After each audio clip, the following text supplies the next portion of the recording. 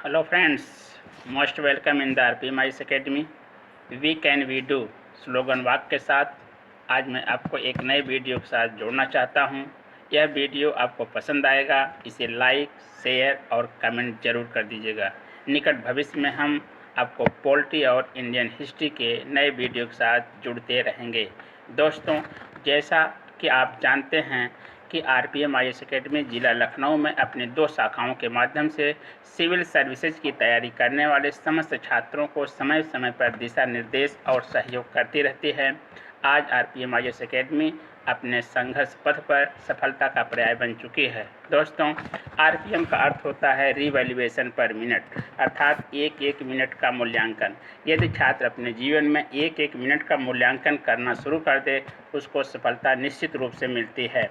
उसके पहले आज आपको हम नए वीडियो के समझाने के पहले, दिखाने के पहले आपको हम त्रिस्तरीय परीक्षा प्रणाली के विषय में बता दें। सिविल सर्विस परीक्षा त्रिस्तरीय परीक्षा होती है, जिसमें प्री, मेंस और इंटरव्यू होता है। प्री ऑब्जेक्टिव टाइप के पेपर होते हैं, जिसमें 2 पेपर होते हैं, जीएस का और सीसेट का। जीएस पेपर खुद 7 भागों में डिवाइड है।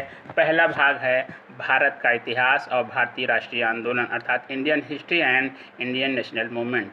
दूसरा भाग है इसका भारत का और विश्व का भूगोल, यानी Indian geography and world geography, जिसमें आपको प्राकृतिक, सामाजिक और आर्थिक भूगोल पढ़ना पड़ता है।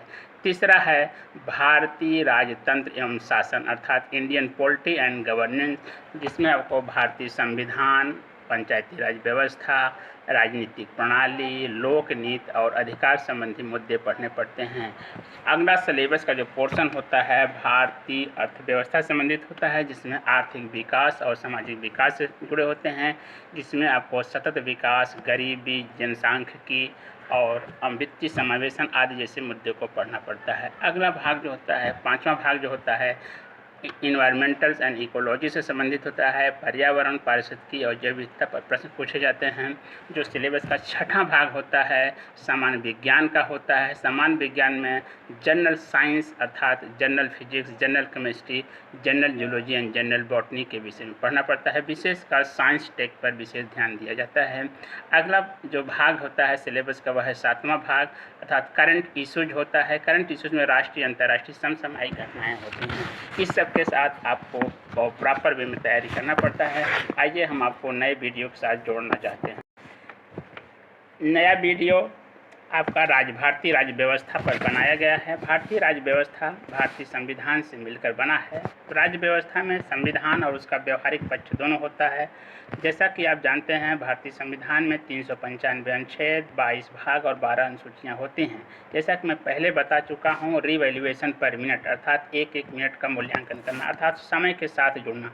चूँकि आज का परीक्षा समय और ज्ञान दोनों का होता है, समय का परीक्षा पर बहुत बड़ा असर पड़ता है। समय को ध्यान में रखकर ही हम आज आपको 395 अनुच्छेद और 22 भाग और 12 अनुसूचियों को याद कराने का संकल्प लेते हैं। आपको याद कराऊंगा। आइए एक एग्जाम्पल के तौर पर 12 अनुसूचियों को समझाने का प्रयास करते हैं कि कम से कम समय में कैसे आप 12 अनुसूचियों पर बने हुए कुल 60 प्रश्नों को याद कर सकते हैं। आइए देखते हैं। आइए आपको एक घड़ी के माध्यम से हम 12 अनुसूचियों को समझाने का प्रयास करते हैं। इमेजिन करिए, मन मस्तिष्क में एक घड़ी बनी होती है, उसमें टोटल कुल 12 खाने होते हैं। ऊपर 12 बजता है, यहाँ 3 बजता है, यहाँ 6 बजता है, यहाँ 9 बजता है। उसी प्रकार 1, 2, 4, 5, 7, 8, 9 इस सब घड़ी के बजने के हैं। टोटल कुल 12 खाने होते हैं। इन 12 खानों पर आपको हम 12 अनुसूचियों को समझाने का प्रयास करते हैं। आइए इसी बहाने आपका परिचय भी हो जाएगा, अनुसूचियाँ भी याद हो जाएंगी। पहले अनुसूची है नाम। नाम, आपका नाम क्या है? नाम के अनुसार किसी का परिचय पूछा जाता है, पहले नाम से पूछा जाता है, इसलिए नाम याद करिएगा। पहला क्या है? नाम। नाम किसका? संघ राज्य क्षेत्रों का नाम। पहली अनुसूची आपको याद हो गई होगी कि संघ राज्य क्षेत्रों का नाम होता है। आपको याद क्या करना है? पहला नाम। नाम किसका? संघ राज्य क्षेत्रों का नाम। पहली अनुसूची आपको याद हो गया होगा। तो इस समय वर्तमान में भारत में कुछ 28 राज्य और 8 केंद्र शासित प्रदेश हैं।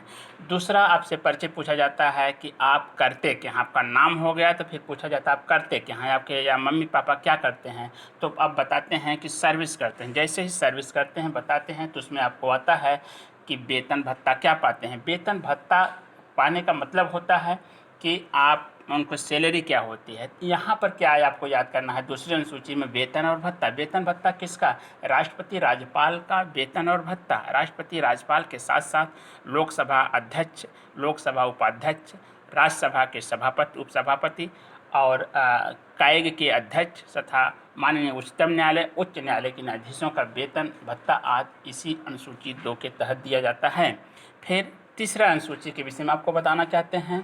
आपका नाम हो गया, आपका काम हो गया। तीसरा अनुसूची होता है आप करना क्या चाहते हैं। जैसे आप करना कुछ चाहेंगे तो आपको प्रतिज्ञा करनी पड़ेगी, शपथ लेना पड़ेगा। तो तीसरी अनुसूची किससे संबंधित हो गया, शपथ से है। शपथ कौन लेता है, जो भी संवैधानिक पदों पर बैठते हैं। संवैधानिक पद पर कौन लोग बैठते हैं, जो भी विधायिका कार्यपालिका के लोग बैठते हैं, वो लोग क्या लेते हैं, शपथ लेते हैं, सिवाय राष्ट्रपति राज्यपाल को, क्योंकि इनके विषय में शपथ के अलग से व्यवस्था की गई है। आइए, आपका नाम हो गया, आपका काम हो गया, आप करना क्या चाहते हैं। आपका कोई राजनीतिक पकड़, जैसे आप बताते हैं कि मेरा राजनीतिक पकड़ है, तो उसमें एक नेता की बात आती है। नेताओं का मतलब ये राज्यसभा से जोड़ना चाहता हूँ। चौथी अनुसूची में है राज्यसभा में सीटों का आवंटन। राज्यसभा में टोटल किस राज्य की कितनी सीटें हैं यह दिया गया है। जैसा कि आप जानते हैं राज्यसभा में कुल 250 सीटें हो सकती हैं, वर्तमान में 245 सीटें हैं, जो अन्य अन्य राज्यों से कुछ चुन कर आते हैं तथा 12 लोगों को राष्ट्रपति मनोनीत करते हैं। जो राज्यों से चुन कर आते हैं वह संख्या किस राज्य की कितनी है वही चौथी अनुसूची में दिया गया है। फिर आइए आपको पाँचवीं अनुसूची से जोड़ते हैं। अब आपका नाम हो गया, आपका काम हो गया, आप करना क्या चाहते हैं, तो आप किसी का पकड़ बता दिए राजनीतिक। अब आपकी पाँचवीं अनुसूची में आप और क्या करना चाहते हैं, अनुसूचित क्षेत्र जनजाति क्षेत्र का प्रशासन संभालना चाहते हैं। तो किस अनुसूची में है, पाँचवीं अनुसूची में है। फिर और विशेष रूप से आप क्या करना चाहते हैं, तो आप छठी अनुसूची के द्वारा आपको जोड़ना चाह रहा हूँ। छठी अनुसूची में है अनुसूचित जाति जनजातियों क्षेत्र का प्रशासन, विशेषकर एटीएम में जुड़ना चाह रहे हैं आप। एटीएम में का मतलब होता है असम, त्रिपुरा, मिजोरम, मेघालय। याद कर लीजिएगा, एटीएम में ये असम, त्रिपुरा, मिजोरम, मेघालय, यही 4 राज्य हैं। यहाँ का प्रशासन अनुसूची 6 में दिया गया है। इस प्रकार आपका परिचय करते करते करते मैं 1 से लेकर 6 तक अनुसूचियों को याद करा दिया। आइए अब नई अनुसूची 7 के विषय में सोचते हैं। 7 से 7 7 से सूचियाँ, 7 से 7 7 से सूचियाँ। आपको 7वीं सूची याद हो गई, क्या है, 7वीं अनुसूची याद हो गई, क्या है, 7 से 7 7 से सूचियाँ। 7वीं अनुसूची में क्या है, सूचियाँ। सूचियाँ कितनी हैं, तीन होती हैं, संघ सूची, राज्य सूची, समवर्ती सूची। संघ सूची पर संघ सरकार कानून बनाती है, अर्थात केंद्र सरकार कानून बनाती है। राज्य सूची पर राज्य विषय पर राज्य सरकार सूची कानून बनाती है। समवर्ती सूची पर दोनों लोग मिलकर कानून बनाते हैं।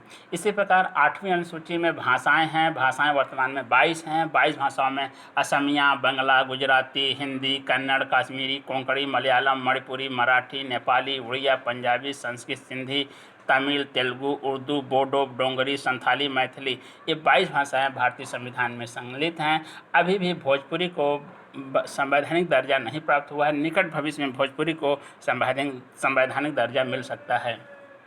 आइए 9वीं अनुसूची के साथ जोड़ता हूँ, आपको याद कराने की कोशिश करता हूँ। न से 9 न से न्यायिक, न से 9 न से न्यायिक, यानी 9वीं अनुसूची में क्या है, न्यायिक पुनर्लोकन क्षेत्र से बाहर। अर्थात जब भी कोई अधिनियम बनाकर 9वीं अनुसूची में डाल दिया जाता है, उस पर न्यायपालिका रिव्यू नहीं करती है, न्यायपालिका क्षेत्र से बाहर हो जाता है। इस प्रकार न से 9 न से न्यायिक। आइए 10वीं अनुसूची के आपके साथ जोड़ना चाहता हूँ। 10 से 10 10 से दल बदल, याद कर लीजिएगा, 10 से 10 10 से दल बदल होता है। दल बदल एंटी डिफेक्शन लॉ होता है। यह क्या किया गया, जब कोई पार्टी के सदस्य दूसरी पार्टी में जाते हैं, वह दल बदल कानून के तहत आते हैं। उन पर रोक लगाने के लिए भारतीय संविधान में 52वां संविधान संशोधन 1985 किया गया, जिसके तहत ये कहा गया कि यदि पार्टी के सदस्य 1/3 एक साथ निकल जाते हैं तो उनको सदस्यता रद्द नहीं होगा, अन्यथा एक एक करके जाएंगे तो सबकी सदस्यता रद्द हो जाएगी। यह देखा गया कि इसका प्रयोग करके छोटे राज्यों में सरकारें बहुत बनती और बिगड़ती गईं। इसी को ध्यान में रखते हुए इसको रोकने के लिए इसमें सख्त कदम और उठाए गए। इसके लिए 51वां संविधान संशोधन 2003 में किया गया। इसके तहत कहा गया है कि पार्टी का 2/3 सदस्य अगर एक साथ किसी पार्टी में जाते हैं तो उनकी सदस्यता रद्द नहीं होगी। यह थोड़ा एक मुश्किल कार्य हो गया। साथ ही साथ मंत्रिमंडल की संख्या टोटल सदस्य संख्या का 15% कर दिया गया, जिससे लालच में आकर पार्टी में टूटन न हो, पार्टियां टूटे न, इसको ध्यान में रखते हुए कानून बनाया गया था। तो 10 से 10, 10 से दल बदल, याद रखिएगा। 11वीं अनुसूची है स्थानीय प्रशासन से, लोकल एडमिनिस्ट्रेशन से, खासतौर से ग्राम प्रशासन से। यह भारतीय संविधान में 73वें संविधान संशोधन के 1992 के द्वारा लाया गया, जिसे आपको हम 11वीं अनुसूची के विषय में बताते हैं। 11वीं अनुसूची है स्थानीय प्रशासन से, अर्थात लोकल एडमिनिस्ट्रेशन से, जिसे खासतौर से ग्राम प्रशासन कहते हैं। यह पंचायती राज व्यवस्था से संबंधित है।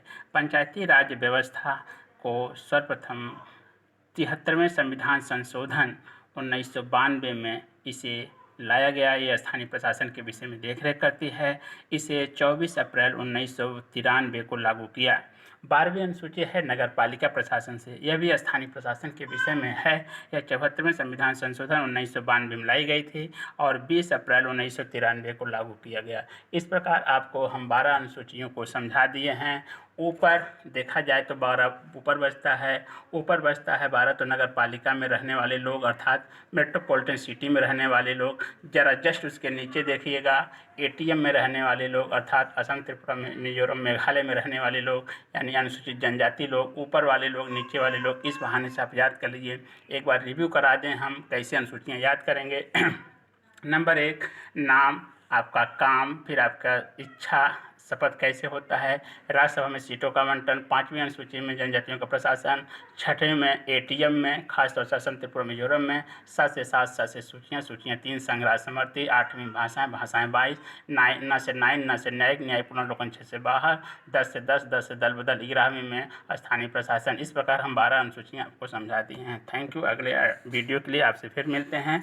Wait and watch. Okay, thanks.